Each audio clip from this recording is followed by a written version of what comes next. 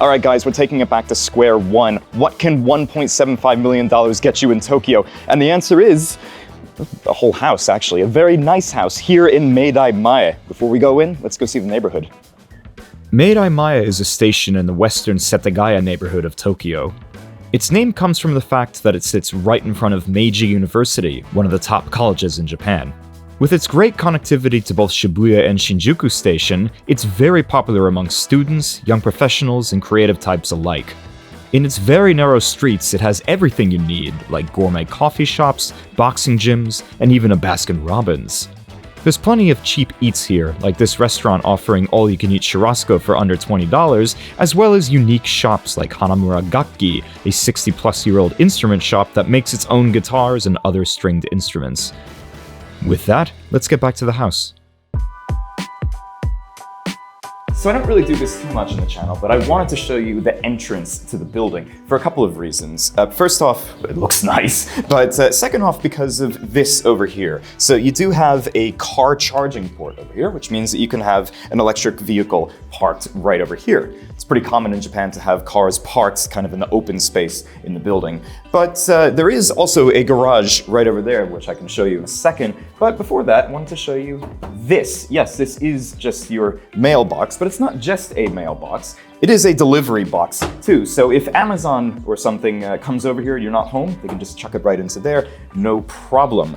So as I said before, there is a actual garage here, and well, here it is. In Japan, garages tend to be a bit on the smaller side, but this one is a good size. I mean, this is a GLA class, so it's not the biggest kind of Mercedes that there is, but I mean, it fits totally fine in here. You can open up all the doors, and also there is another electric charging port right over there. So that's the garage. Let's go see the inside of the house.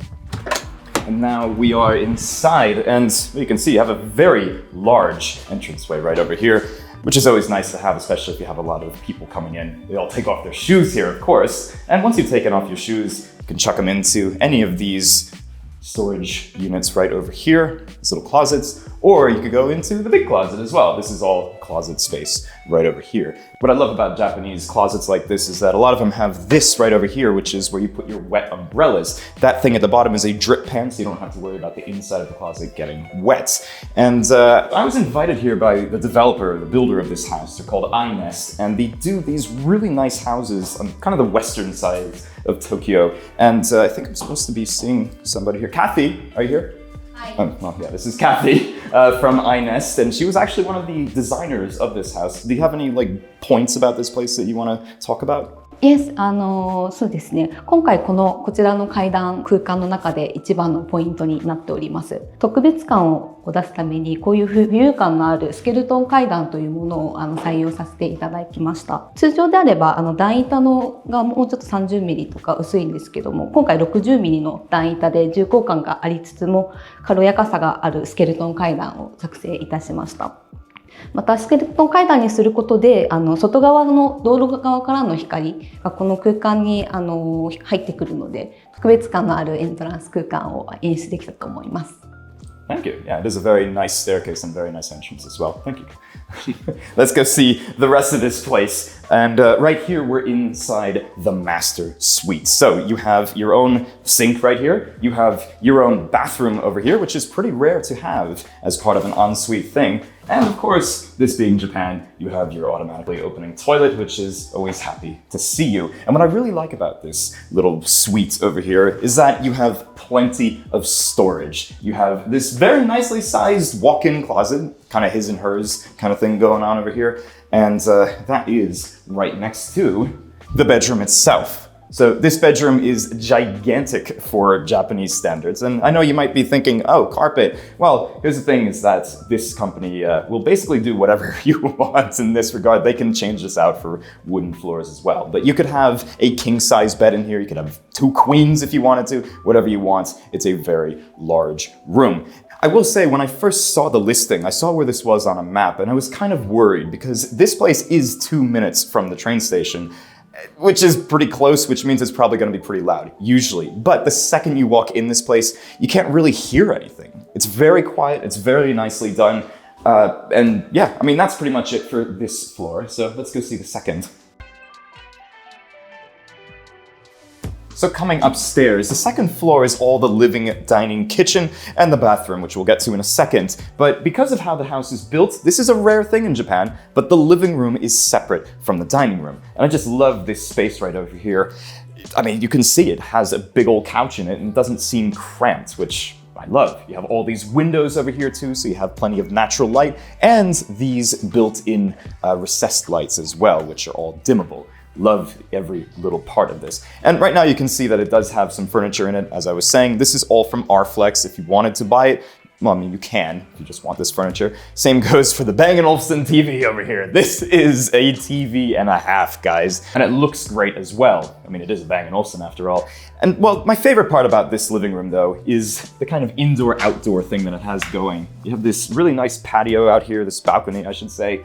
And yeah, you're in the middle of the city, but you have a wide enough street over here that you don't feel like you're on top of your neighbors, which is always nice. And this being Japan, and Japan being a place where people hang their clothes instead of drying them in dryers, you have this thing right here. So this comes out, that comes out, you put a pole in between, and this is where you will hang your clothes to dry. You can put it away like this, so you have a little more space when you're out here if you wanted to have a little tipple or something like that. But coming back inside, just wanted to show one more thing, radiant floor heat. So this whole area will become nice and warm to the touch, for your feet at least. And coming over here, this is where the dining room and kitchen is. As I was saying, it is separate, but I actually like this because this means that you can have your living room over there, the door shut, and somebody cooking over here. You're not gonna have any scents going on in that room as well. You can see right here, they have 4 chairs, but this is definitely a 6 or 8 seater if you wanted it to be. And to be honest, if you have this kind of kitchen, you're probably gonna wanna have a lot of guests over here because look at this. It's very spacious. I mean, look at all this counter space. You could cook so much stuff on here, make your pizzas, do whatever you want. And there's even a little space over there for your guests to sit there if you wanted, kind of breakfast bar-esque thing. This being Japan, of course, it does not come with an oven, but I'm sure that if you talked to them, they could put in an oven. It would go right down here. It does, however, have the standard Japanese fish grill setup right over here. You can use that for toast, for fish, whatever you would like, and a 3-burner gas stove. And well, also Japan, don't know why this is really, but they always have these very large sinks over here. This one happens to have one of these guys on it too, so you can get into all those little nooks and crannies on your plates. But one thing I really like about this kitchen, I mean, aside from the storage, which we didn't really talk about, but again, there is a lot of storage, is this. You have an actual pantry. Isn't that great? I mean, they don't really get these in Japan too often, but this place is perfect for a family. You could put all of your dry goods in here. And right next to that, it's just a little room closet as well. And the balcony. So this balcony right here is probably for just hanging your clothes or something like that, so your neighbors can't really see your clothes. You do it right there. Now, the other thing about this floor, as I mentioned, is that it's not just the living room, dining room, kitchen, it is also the bathroom. So this has a dual vanity setup, as you can see, 2 sinks, plenty of storage over there, say hi to the cameraman, and of course, plenty of storage below it as well. The bath is right down here, and this is a common thing to have in Japan, that the bathroom is right next to the washing machine. They like keeping all the pipes kind of in the same area. But it also has this right here, which is a gas spout. So you can have a tumble dryer here if you wanted to. But if you don't want to have a tumble dryer dry your clothes, you can always, again, put it out in the balcony outside, or you could go into the bathroom, which has an in-bath dryer function as well. You just press this button right here, and the whole thing just basically becomes a big old clothing dryer, which is great to have, to be honest. And speaking of the bath, here it is. So this is a pretty large family-sized bath. You can just take these guys out right now. Oh yeah, by the way, this is what they put on top of the bath in Japan to keep the water hot if you don't want to keep reheating it. And once you're inside the bath, you'll see it's a good size, you know. It's a very deep bath. It's very common for Japanese baths, as you can see. And this, yeah, you could fit probably 2 of your kids in here. They could be bathing at the same time. And of course, this being a Japanese bath, you do have this guy over here, which is the automatic water reheating function thing. So you don't have to worry about your bath going cold over time. Yeah. So that was the second floor. Let's go see the third floor.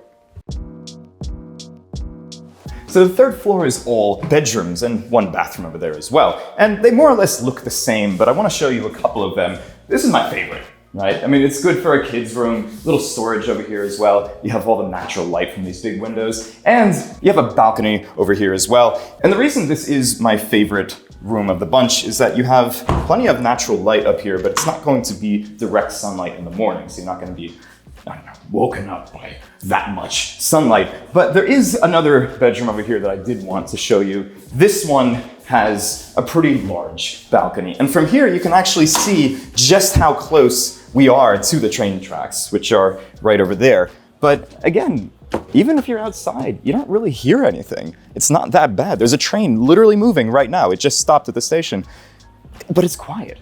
I don't know how they did it. I don't know, but let's go back inside to show you the best part of this whole house upstairs. So first off, you have these double height ceilings up here. They decided to just keep it all nice and open and give you a little bit more verticality, let's say, which just makes everything look nicer. And well, this is, again, the best part of this whole house. The rooftop balcony, which is right here, and my God, is this big. This thing is about 20 square meters, so maybe 200 something square feet. And look at this, it's a big square, and it's just waiting for you to have your barbecue out here. Because look, right here, you have a sink as well, so you can wash things up. And also the view, my God, the view is spectacular. You have Roppongi over there, you have Shibuya over there. I mean, look at this, you're in the middle of the city, even though it's very quiet out here. And even outside here, you don't really hear the trains, which is my favorite part about this whole thing. You're 2 minutes from the station, you can barely hear anything. And yeah, it's a nice house. That's all I have to say. So let's talk numbers. This house is listed right now for 270 million yen, which is about $1.75 million. The yen's pretty cheap right now. And with that, you get a 4-bedroom, 2.5 bath masterpiece of a house, 2 minutes from the station. Again, you can see it right there, but it's not loud. And yeah, I just love it. Thank you so much to Ines, the developer who actually built this house. You can see their link in the description below. Follow us on Facebook, Instagram, Twitter, whatever you name it, and make sure to subscribe. Until next time, thanks for watching.